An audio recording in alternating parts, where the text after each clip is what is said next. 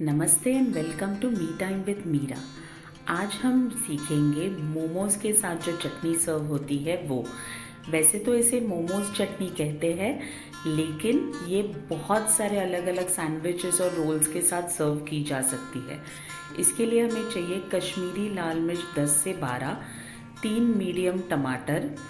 कश्मीरी मिर्च को मैंने गर्म पानी में भिगो के रखा था 2 घंटे। विनेगर अराउंड 1 टेबलस्पून, कोई भी कलरलेस विनेगर चलेगा, जैसे कि वाइट विनेगर। मेरे पास एप्पल साइडर है तो मैं वो यूज़ कर रही हूँ। इसके अलावा 2 tablespoon chopped garlic, 1 tablespoon chopped ginger, आप चाहिए तो क्रश कर सकते हैं। सॉल्ट आधा चम्मच, शुगर 1 टेबलस्पून और ब्लैक पेपर पाउडर आधा चम्मच। इसके अलावा तेल हमें लगेगा 1/4 कप के करीब, इसे हम कम ज़्यादा कर सकते हैं।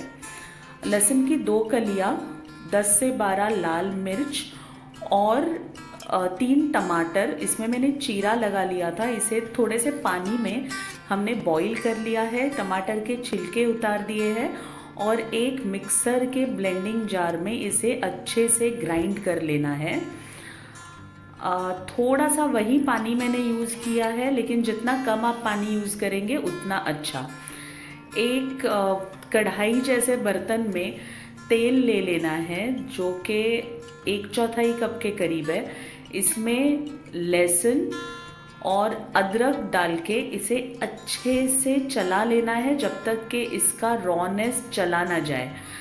एट दिस पॉइंट अगर आप चाहे तो इसमें थोड़ी सी हरी मिर्च भी डाल सकते हैं, but I like to avoid it क्योंकि रेड चिली का इनफ तीखापन आ जाता है। मैंने कश्मीरी लाल मिर्च यूज़ की है जो कि तीखी कम होती है, लेकिन अगर आप चाहे तो आप इसमें कोई भी रेड चिली यूज़ कर सकते हैं।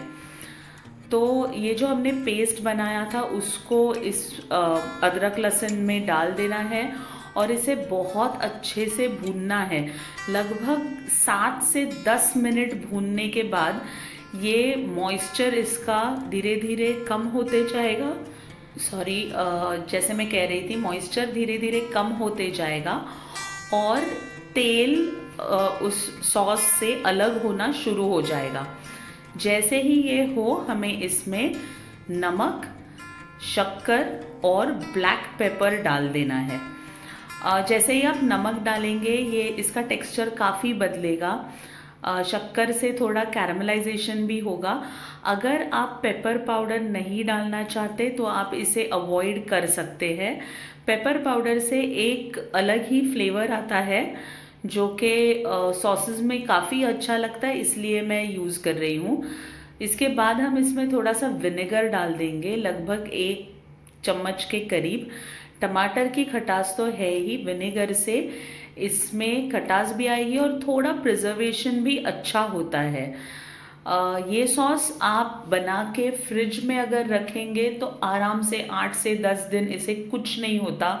कम से कम 8 से 10 दिन तो मैंने इसे आराम से रखा है और ये हमारा सॉस बन के रेडी है। इसे हम मोमोज़ के साथ या किसी भी फ्राइड स्नैक के साथ काफ़ी अच्छा लगता है। And that's about it guys. Do tell me कि आपको ये रेसिपी कैसे लगी। Please don't forget to hit the subscribe button and also mention in the comments आपको रेसिपीज़ कैसी लग रही है। Bye bye.